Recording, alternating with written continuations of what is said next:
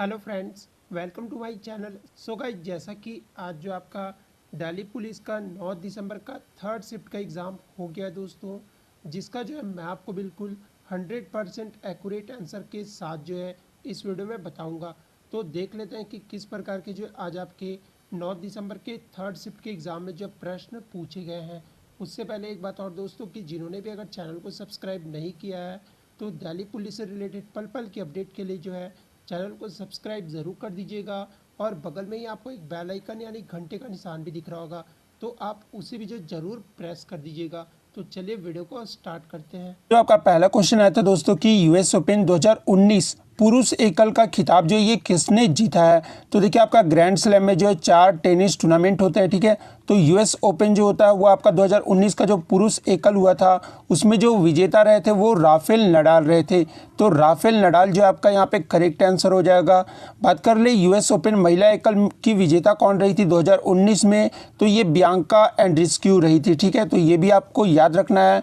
और एक आपका टूर्नामेंट होता है विंबलडन का, ठीक है। 2019 में जो विंबलडन के जो खिताब के विजेता रहे थे वो नोवाक जोकोविच रहे थे। और 2019 में जो फ्रेंच ओपन के विजेता रहे थे वो भी राफेल नडाल रहे थे। और ऑस्ट्रेलियन ओपन के जो विजेता रहे थे वो नोवाक जोकोविच रहे थे। तो ये चारों टूर्नामेंट का जो आपको याद रखना है। नेक्स्ट क्वेश्चन आपका आया था दोस्तों कि राष्ट्रपति पर जो है महाभियोग की प्रक्रिया किस अनुच्छेद के तहत चलाया जाता है। तो देखिए, राष्ट्रपति पर जो महाभियोग की जो प्रक्रिया है यानी अपने कार्य का दुरुपयोग करने का जो प्रक्रिया है, राष्ट्रपति अगर अपने कार्य को जो दुरुपयोग करते हैं तो उन पे जो है ये महाभियोग की प्रक्रिया चलाई जाती है। और ये जो अनुच्छेद 61 के तहत चलाया जाता है। तो अनुच्छेद 61 जो आपका यहाँ पे करेक्ट आंसर हो जाता। भारत के राष्ट्रपति, भारत का एक राष्ट्रपति होना अनिवार्य, ये जो आर्टिकल 52 में ये वर्णित है। तो ये भी आपको याद रखना है। राष्ट्रपति का जो निर्वाचन होता है ये आपका आर्टिकल 54 के अंतर्गत होता है। तो ये भी आपको याद रखना है। नेक्स्ट क्वेश्चन आपका था दोस्तों कि सरहुल उत्सव जो है ये किस राज्य में मनाया जाता है। तो देखिए, ये जो सरहुल उत्सव है ये आपका झारखंड राज्य में मनाया जाता है। तो झारखंड जो आपका यहाँ पे करेक्ट आंसर हो जाता। नेक्स्ट क्वेश्चन आपका था दोस्तों कि फतवा ए आलमगीरी ये जो कृति है ये किस मुगल शासक के काल में लिखी गई थी। तो देखिए, ये जो फतवा ए आलमगीरी जो कृति है ये आपका औरंगजेब के काल में जो है लिखी गई थी, ठीक है। तो औरंगजेब जो आपका यहाँ पे करेक्ट आंसर हो जाएगा। बात कर ले औरंगजेब का शासनकाल कब से कब तक रहा था, तो 1658 से जो है 1707 ईस्वी तक रहा था। तो इनका शासनकाल भी आपको याद रखना है। नेक्स्ट आपका है तो दोस्तों एक रीजनिंग से इस प्रकार का क्वेश्चन था कि शक्ति दाब एसआई की जो एसआई यूनिट दी हुई थी, ठीक है। तो शक्ति का जो एसआई यूनिट होता है वो वाट होता है। ताप की बात कर ले तो ताप का जो एसआई यूनिट होता है वो आपका केल्विन होता है। और दाब का जो एसआई यूनिट होता है वो पास्कल होता है। तो इस प्रकार से जो आपका रीजनिंग सॉल्व हो जाता। नेक्स्ट क्वेश्चन आपका था दोस्तों कि मुस्लिम लीग की जो स्थापना ये कब हुई थी। तो देखिए, मुस्लिम लीग की जो स्थापना है ये आपका 30 दिसंबर 1906 ईस्वी को जो है ढाका में हुआ था। तो 30 दिसंबर 1906 जो आपका यहाँ पे करेक्ट आंसर हो जाएगा। और इसकी जो स्थापना है ये ख्वाजा सलीमुल्लाह और नवाब आगा खां के नेतृत्व में किया गया था। तो ये भी आपको याद रखना है। नेक्स्ट क्वेश्चन आपका था दोस्तों कि पेरिस्कोप में जो किस प्रकार का दर्पण जो है प्रयोग होता है। तो देखिए, पेरिस्कोप में जो है ये आपका समतल दर्पण यानी प्लेन मिरर का जो है प्रयोग किया जाता है। तो प्लेन मिरर जो आपका यहाँ पे करेक्ट आंसर हो जाता। नेक्स्ट आपका था दोस्तों कि रूल ऑफ लॉ का जो है क्या अर्थ होता है। देखिए, रूल ऑफ लॉ कहने का मतलब कि विधि शासन या कानून का शासन, ठीक है। इसका जो अर्थ होता है वो कानून सर्वोपरि होता है, ठीक है। यानी कानून जो है वो सबके लिए है, वो सभी लोग पर जो है समान रूप से लागू होता है। तो कानून सर्वोपरि जो आपका यहाँ पे करेक्ट आंसर हो जाता। नेक्स्ट क्वेश्चन आपका आया था दोस्तों कि ब्लैक एंड वाइट फोटोग्राफी में जो है किस रसायन का प्रयोग किया जाता है। तो देखिए, ब्लैक एंड वाइट फोटोग्राफी में जो है आपका सिल्वर ब्रोमाइड एक ऐसा रसायन है जिसका प्रयोग किया जाता है। तो सिल्वर ब्रोमाइड जो है आपका यहाँ पे करेक्ट आंसर हो जाता। नेक्स्ट क्वेश्चन आपका था दोस्तों कि वैश्विक सामाजिक गतिशीलता सूचकांक 2020 में जो है भारत की रैंक पूछी गई थी। तो देखिए ग्लोबल सोशल मोबिलिटी इंडेक्स में जो भारत की रैंक रही थी वो 76वें स्थान पर भारत रहा था। टोटल 82 देशों में जो है भारत की जो रैंक रही थी वो 76 रहा था। तो 76 जो आपका यहाँ पे करेक्ट आंसर हो जाता। फर्स्ट स्थान की बात कर ले वैश्विक सामाजिक गतिशीलता सूचकांक में, तो फर्स्ट स्थान पे जो डेनमार्क रहा था आपका 2020 में, ठीक है। और ये जो आपका इंडेक्स जारी किया जाता है ये विश्व आर्थिक मंच के द्वारा जो है जारी किया जाता है, तो ये भी आपको याद रखना है। और ये जो है 2020 में ही जो है पहला आपका सामाजिक गतिशीलता सूचकांक जो है वो जारी किया गया है, तो ये भी आपको याद रखना है।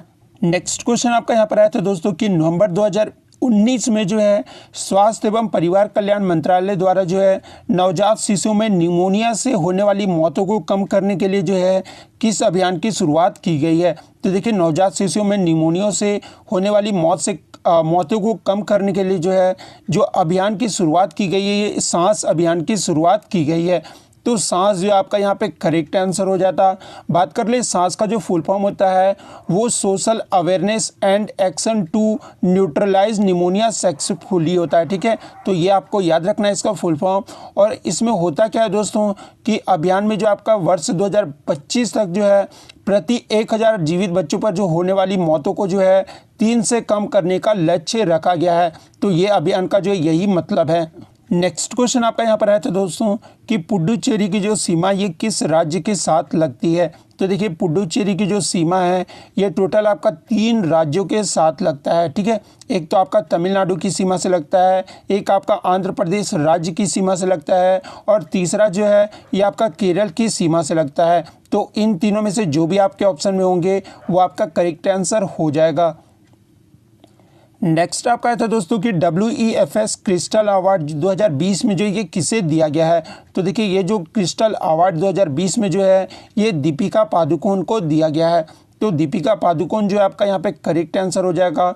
और ये जो अवार्ड है ये आपका वर्ल्ड इकोनॉमिक फोरम की तरफ से जो है दिया जाता है, तो ये भी आपको याद रखना है।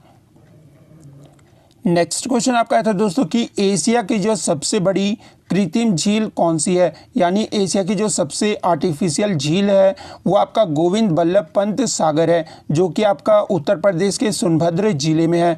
तो गोविंद बल्लभ पंत सागर जो आपका यहाँ पे करेक्ट आंसर हो जाएगा। बात कर ले सेकंड एशिया की जो दूसरी सबसे बड़ी कृत्रिम झील है वो आपका जयसमंद झील है जो कि आपका उदयपुर राजस्थान के जो उदयपुर ज़िले में है।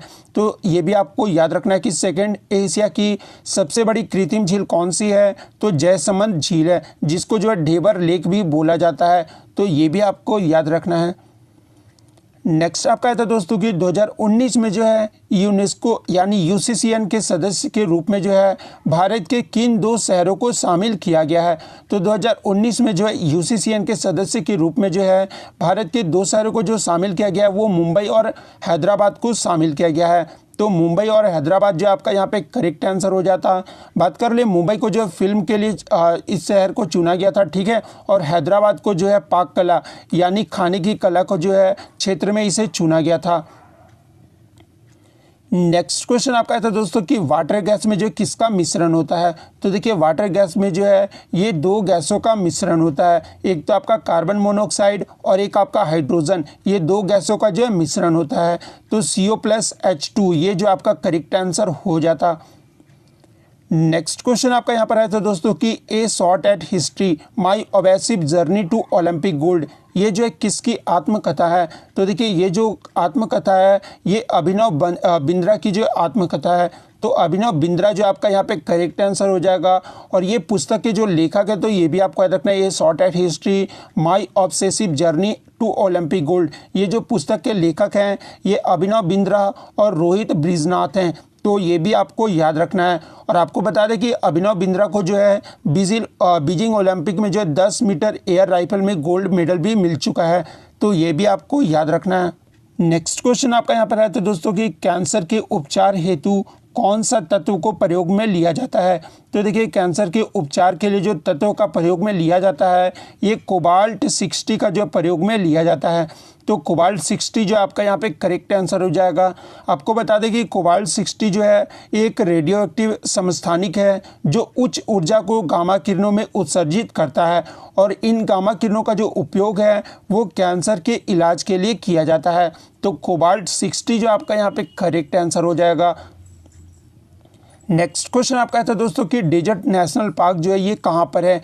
तो देखिए ये जो डेजर्ट नेशनल पार्क है ये आपका राजस्थान में है। तो राजस्थान जो आपका यहाँ पे करेक्ट आंसर हो जाएगा।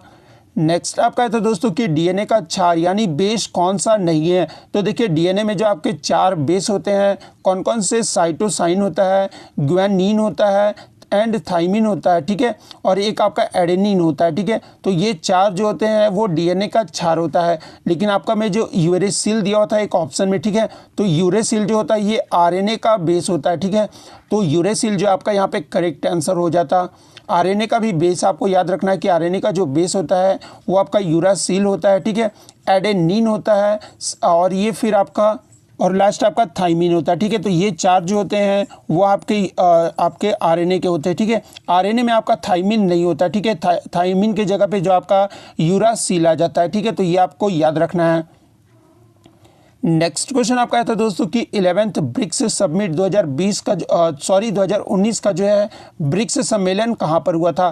तो देखिए ये जो 11वां जो ब्रिक्स सम्मेलन हुआ था 2019 का ये ब्राज़ील में हुआ था। तो ब्राज़ील जो आपका यहाँ पे करेक्ट आंसर हो जाएगा जो कि आपका 13 से 14 नवंबर को हुआ था। तो ये भी आपको याद रखना है। और ब्रिक्स में जो है कौन कौन से देश आते हैं? तो Brazil, Russia, India, China and South Africa आते हैं, ठीक है। और इसकी जो शुरुआत है वो 2009 से शुरू की गई है। तो इतने सारे क्वेश्चन जो है मुझे मिल गए हैं दोस्तों। और अगर वीडियो अच्छी लगी हो तो वीडियो को जो लाइक करना बिल्कुल भी मत भूलिएगा। और अगर चैनल पर नए हैं तो चैनल को सब्सक्राइब करके जो है बेल आइकन को ज़रूर प्रेस कर दीजिएगा। तो मिलते हैं नेक्स्ट वीडियो में, तब तक thank you, all the best. Video देखने के वास्ते थैंक यू भाई लोग, है ना। भी इसको लाइक भी करो भाई, कमेंट भी करो और सब्सक्राइब भी करो। ये तुम्हारा अपना चैनल है दादा। अच्छा सुनो, सब्सक्राइब करते वक्त ना घंटी बजा देना ताकि जब मैं ऑनलाइन आऊँ तो तुम्हारे फोन की भी घंटी बजे।